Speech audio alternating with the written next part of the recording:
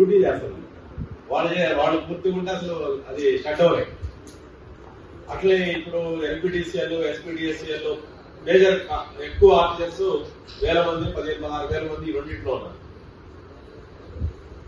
అనుకోకుండా ఇది మే నెల, ఏప్రిల్ నెల ఒక గాలి దుమ్ము వచ్చింది అనుకోండి, సాయంత్రం గాలి దుమ్ము వచ్చింది అనుకోండి, వీళ్ళందరూ స్ట్రైక్ లో ఉన్నారు కదా, మొత్తం హైదరాబాద్ అంధకారం అయిపోతుంది. మళ్ళీ వీళ్ళు కనుక పనిచేస్తే మళ్ళీ ఎలక్ట్రిసిటీ వస్తుంది సప్లై, లేకపోతే ఆగిపోతుంది. అందుకని ప్రభుత్వం కానీ మేనేజ్మెంట్ కానీ ఈ సమ్మెను చాలా సీరియస్ గా తీసుకొని మేము టర్మినేషన్ చేస్తామని అంటున్నారు. అన్న అధికార యంత్రాంగం కూడా బెదిరింపులు కూరుకుంటున్నారు. ఎమ్మెల్యే దగ్గర పోతే ఏమంటున్నారు, ఒక ఎమ్మెల్యే ఏమంటున్నాడు మీరు డ్యూటీ చేయండి అంటున్నారు, ఒక ఎమ్మెల్యే ఏమంటున్నాడు ఇది ఎలక్ట్రిసిటీ మినిస్టర్ ఏం చేయలేడు, బట్టి కొట్టిదే, ఇది ఏమైనా ఉంటే సీఎం తో మాట్లాడుతున్నారు. అయితే ఇది పాలసీ ఇష్యూ, ఇది ప్రభుత్వం పరిష్కరించాల్సిందే. యాక్చువల్గా ఈ జెన్కోకి అలాగనే ట్రాన్స్కోకి ఎస్పీడీసీఎల్ వీటందరికీ ఐఏఎస్ అధికారులు ఎంపీలు ఉన్నారు, సిఎండిఎండీలే ఉన్నారు ఇప్పుడు ఐఏఎస్. అంటే ఇది గవర్నమెంట్ ఒక పాలసీ డెసిషన్ తోటి పరిష్కారం చేయాలి. ఎందుకంటే 2017లో ఆర్టిజన్స్ అనేటువంటిది తెలంగాణ రాష్ట్ర ప్రభుత్వం, టీఆర్ఎస్ ప్రభుత్వం అసలు దీన్ని ఇంట్రడ్యూస్ చేయడం కూడా అంతకుముందు వాళ్ళు ఎన్నికల ప్రామిస్ ఉంది. తెలంగాణ రాష్ట్ర ఉద్యమం జరుగుతున్నప్పుడు విద్యుత్ రంగ ఉద్యోగులు చాలా సమస్యలమైన పోరాటం చేశారు ప్రత్యేక తెలంగాణ రాష్ట్ర ఉద్యమంలో. ఆ పోరాటంలో నుంచి ఆ సందర్భంలో కేసీఆర్ చాలా చోట్ల తెలంగాణ రాష్ట్రం వస్తే మిమ్మల్ని రెగ్యులరైజ్ చేస్తా, కాంట్రాక్ట్ వర్కర్ అనే వాళ్ళు ఉండరు తెలంగాణలో. అందుకని ఫస్ట్ ఎలక్ట్రిసిటీ ఉద్యోగులకి ఈ రకమైన ప్రామిస్, తర్వాత ఆయన ఆరోగ్యాన్ని కాపాడినటువంటి నిమ్స్ హాస్పిటల్లో ఉన్నటువంటి కాంట్రాక్ట్ ఉద్యోగులకి ప్రామిస్ ఇట్లా వచ్చింది. కానీ తర్వాత ఆటోమేటిక్ గా ఉద్యమాలు జరిగినాయి తెలంగాణ ఏర్పడిన తర్వాత. ఆ టైంలో ముందు దీన్ని ఏదో ఒక పద్ధతుల్లో దీన్ని ఒక కంక్లూడ్ చేయాలి. కంక్లూడ్ చేయాలంటే వాళ్ళందరికీ ఆర్టిజన్స్ అనే పేరుతోటి ఒక ఫిక్స్డ్ వేతనాన్ని ఇచ్చి కొద్దిగా ఆర్థికంగా వెసులుబాటు కలిగింది. ఒక మాటలో చెప్పాలంటే 15,000 నుంచి 30,000, 40,000 అనేసరికి అకాడమిక్ వెసులుబాటు అనేటువంటిది వచ్చింది. కానీ చాలా సార్లు ప్రభుత్వం అసెంబ్లీ సమావేశాల్లో ఎప్పుడు ఏ స్టేట్మెంట్ ఇచ్చినా మీ ఎలక్ట్రిసిటీలో 20,000 అప్పుడు 24,000 ఉన్నారు, తర్వాత చనిపోయారు, కొంతమంది రిటైర్ అయ్యారు, మేము ఎంతమందిని రెగ్యులరైజ్ చేశామనేదే చెప్పుకుంటుంది గవర్నమెంట్. కానీ యాక్చువల్గా రెగ్యులరైజ్ చేయాలి. ఇప్పుడు ఆర్టిజన్స్ ఉద్యోగుల జాయింట్ యాక్షన్ కమిటీ కానీ మన ట్రేడ్ యూనియన్లు కానీ మనం అడుగుతున్నది అంటే రెగ్యులరైజ్ చేయాలి అంటే ఇప్పటికే ఉన్న రెగ్యులర్ ఉద్యోగులకు ఉన్నటువంటి సర్వీస్ కండిషన్స్ అమలయ్యాలి. అందుకంటే వేరే ఆల్టర్నేటివ్ లేదు. ఇప్పటికే ఉన్న రెగ్యులర్ ఉద్యోగులు ఏ సర్వీస్ కండిషన్ ప్రకారం అపాయింట్ అయ్యారు. ఆ రోజు యునైటెడ్ ఆంధ్రప్రదేశ్ లో ఆంధ్రప్రదేశ్ స్టేట్ ఎలక్ట్రిసిటీ బోర్డు, తర్వాత జెన్కో, ట్రాన్స్కో వచ్చినాయి, ముందు ఏపీఎస్సీబీ. అన్ని రాష్ట్రాల్లో ఎలక్ట్రిసిటీ బోర్డులు ఉన్నాయి, మరి యునైటెడ్ ఆంధ్రలో కూడా ఎలక్ట్రిసిటీ బోర్డే.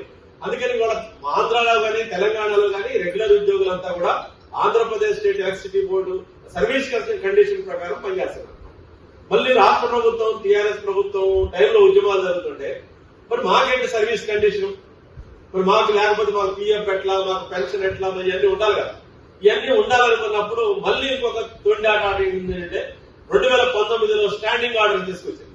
ఇవన్నీ కంపెనీ ఎస్పీడీసీఎల్ ఒక కంపెనీ, సిపిడిసిఎల్ ఒక ఎన్పిడిసిఎల్ ఒక కంపెనీ కాబట్టి స్టాండింగ్ ఆర్డర్స్ అని ఇప్పుడు వీళ్ళందరికీ ఒక స్టాండింగ్ ఆర్డర్స్.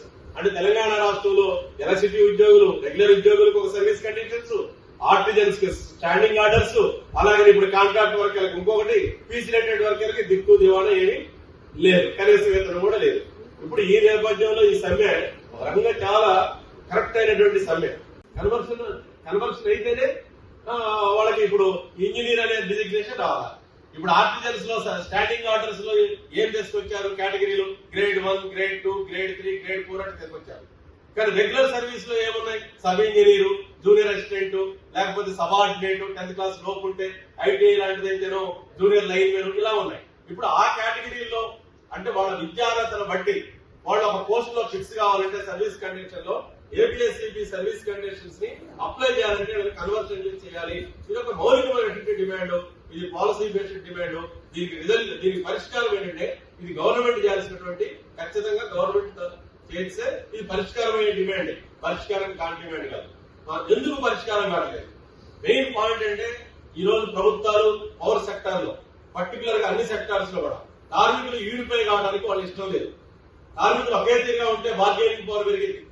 ఇప్పుడు పిఆర్సీ కావాలి రెగ్యులర్ ఉద్యోగులకి, పిఆర్సీ కావాలంటే ఇప్పుడు ఈ 20,000 మంది కూడా రెగ్యులర్ ఎంప్లాయీస్ అనుకోండి, రెగ్యులర్ ఎంప్లాయీస్ యొక్క స్ట్రెంత్ పెరిగింది పవర్ సెక్టర్, అప్పుడు పిఆర్సీని గట్టిగా డిమాండ్ చేయడానికి అవకాశం ఉంటుంది. అందుకని ఇలాంటి పిఆర్సీ వచ్చినప్పుడు లేకపోతే ఇప్పుడు ఆర్టిజన్స్ ఇష్యూ వచ్చినప్పుడు వర్కర్స్ ని డివిజన్ చేసి అంటే యూనిఫై కాకుండా ఎక్స్ప్లాయిటేషన్ చేయడానికి ఉన్న పద్ధతులు ఈ రోజు నయా ఉదారవాద విధానాల్లో భాగంగా అమలవుతున్నాయి. ఈ ఎలక్ట్రిసిటీ రంగంలో ఇంకా చాలా పెద్ద ఎత్తున ఉన్నాయి.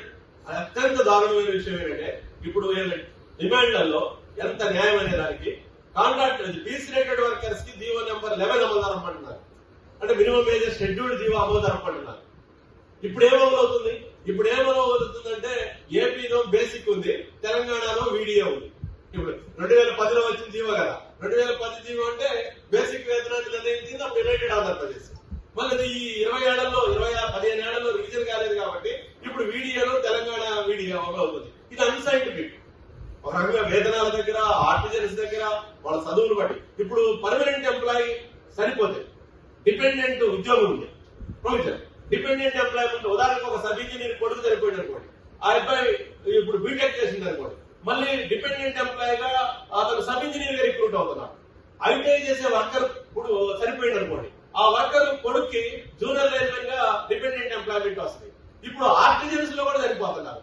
ఏళ్ళకి ఏముందంటే ఎవరులో సరిపోయి ఇంజనీర్ దానిలో సరిపోయి ఆర్టిజన్ కేటగిరీలో అతనికి అందరికి కూడా అటెండర్ జాబ్ అంటే సబార్డినేట్ రిక్రూట్. అంటే ఇంజనీర్ ఒక ఐటీఐ చేసినటువంటి ఆర్టిజన్ కొడుకు ఎంటెక్ చేసి ఉంటే అతనికి ఇప్పుడు డిపెండెంట్ ఎంప్లాయ్మెంట్ గా ఒక అటెండర్ ఉద్యోగం. ఇది ఒక రకంగా చెప్పాలంటే భారత రాజ్యాంగం ఆర్టికల్ 14 ఏదైతే సమానత్వం గురించి చెబుతుందో ఆ సమానత్వానికి ఇది రాజ్యాంగ వ్యతిరేకమైనటువంటి చర్య. అందుకని ఒకే కంపెనీలో పవర్ సెక్టర్ లో అత్యంత రాష్ట్ర కీలకమైనటువంటి విద్యుత్ రంగంలో ఈ 2-3 రకాల కేటగిరీల పేరుతోటి కార్మికులు దోపిడీ చేయడం కూడా ఇది అసమానత్వం. పర్మనెంట్ ఎంప్లాయీ పవర్ జేఏసీ అంటే పర్మనెంట్ ఎంప్లాయీ జేఏసీని మేనేజ్మెంట్ చర్చలకు పిలిచి ఏం చెబుతుంది? మీ వాళ్ళే కదా, మీ యూనియన్లలోనే ఉన్నారు కదా, వాళ్ళు ముందు ఇమీడియట్ గా స్ట్రైక్ ఆఫ్ చేసి డ్యూటీలో జాయిన్ కావాలండి. తర్వాత వాళ్ళ డిమాండ్లు వాళ్ళు ఈ డిమాండ్ ఇప్పుడు తెలియనిగా కొత్తగా ఒక డిమాండ్ ఉత్పన్నం అయితే ముందు సమ్మె ఆపు చేయండి, మేము దీనికోసం 4 రోజులు టైం తీసుకుంటామని వచ్చు. ఇది 2017 నుంచి అంటే దగ్గర ఒక దశాబ్దం గడిచింది. దశాబ్దం తర్వాత ఇప్పుడు సమ్మెను ఆపండి అని అంటే ఒక మాటలో చెప్పాలంటే ఇది అన్ఫేర్ లేబర్ ప్రాక్టీసెస్, కార్మికుడికి టర్మినేషన్ ఇవ్వడం కానీ, అలాగే లెటర్ ఇవ్వడం కానీ, సమ్మె నిర్మించమని బెదిరింపులకు కూరుకోవడం కానీ, ఇవన్నీ కూడా అన్ఫేర్ లేబర్ ప్రాక్టీసెస్. మనందరం చూస్తున్నాం. లేబర్ కోడ్ ఇంకా పూర్తి స్థాయిలో ఇంప్లిమెంటేషన్ కాకముందే ఈ రకమైనటువంటి దౌర్జన్యం, పెత్తనం ఇవన్నీ జరుగుతున్నాయి. దీనికి వాళ్ళు చాలా ఇప్పటివరకు 90% ఆర్టిజన్ ఉద్యోగులు సమ్మెలో చేయటం అంటే ప్రభుత్వానికి ఒక రకమైనటువంటి గట్టి షాక్ లాగా ఉంది. అయితే దీనికి ఒక పెద్ద సాలిడారిటీ అనేది అవసరం. నేను అనుకోవటం ఇది సాలిడారిటీ ట్రేడ్ యూనియన్స్ గా మనం మాత్రం నా అభిప్రాయం ఏంటంటే ఇది యాక్చువల్ గా వర్కింగ్ క్లాస్ మనందరి సభ్యులు ఉన్నారు, ఆల్మోస్ట్ మనందరి సభ్యులు ఉన్నారు. ఇది అసలు సాలిడారిటీకి సంబంధించిన పాయింట్ కూడా కాదు. మనం ఏ రూపంలో ప్రత్యక్షంగా ఆ సమ్మెని మనం కొద్దిగా మోరల్ నిలబెట్టి వాళ్ళకి ధైర్యాన్ని ఇచ్చి ఈ రాజ్యం యొక్క బెదిరింపుల్ని అలాగే యాజమాన్యం యొక్క బెదిరింపుల్ని మనం ఎలా ఎదుర్కోవాలనేది ఈ రోజు మన ముందున్న ప్రశ్న. అందుకని వాళ్ళు ఈరోచితంగా పోరాడుతున్నటువంటి ఆర్టిజన్ కార్మికులకి ఈ రౌండ్ టేబుల్ సమావేశం ద్వారా అలాగే ప్రభుత్వానికి కూడా ఒక హెచ్చరిక చేయాలి. మీరు ఏదైనా బెదిరింపులతోటి ఈ సమస్యని పరిష్కారం చేయాలనుకుంటే అది కుదరదు అనేటువంటి భాషలో ఉండాలి. అందుకని బాబాసాహెబ్ అంబేద్కర్ జయంతి కూడా మరి వీళ్ళందరూ పెద్ద ఎత్తున అసమానత్వం గురించి, లేకపోతే రాజ్యాంగం గురించి, లేకపోతే స్వేచ్ఛ గురించి, లేకపోతే సమ్మె హక్కు గురించి, లేకపోతే ఇంకా ప్రశ్నించే గుణం గురించి అన్ని పెద్ద పెద్ద మాటలు చెప్తారు. ఒక మాట చెప్పాలంటే ఇది పాలక వర్గాలకి కార్మిక వర్గం నుంచి ఒక సవాల్ ఇసిరి మన రాజ్యాంగాన్ని పరిరక్షించేది మీరా మేమా, రాజ్యాంగాన్ని తూట్టుపడుస్తున్నది మీరా మేమా, ఈ రకమైనటువంటి ఒక హెచ్చరికతోటి రాష్ట్రంలో మీరు ఏదైతే ప్రతిపాదించినటువంటి 15-16 తేదీలు, ఎందుకంటే సమ్మె జరుగుతున్నప్పుడు దీనికి ముహూర్తాలు ఎక్కువ రోజులు పెట్టే కుదరదు, తక్షణమే కార్యరంగంలో దిగితే బాగుంటుందనే అభిప్రాయం వ్యక్తం చేస్తూ ఈ రౌండ్ టేబుల్ లో నాకు కూడా భాగస్వామ్య అవకాశం కల్పించే మీ అందరికీ కూడా నమస్కారం, ధన్యవాదాలు.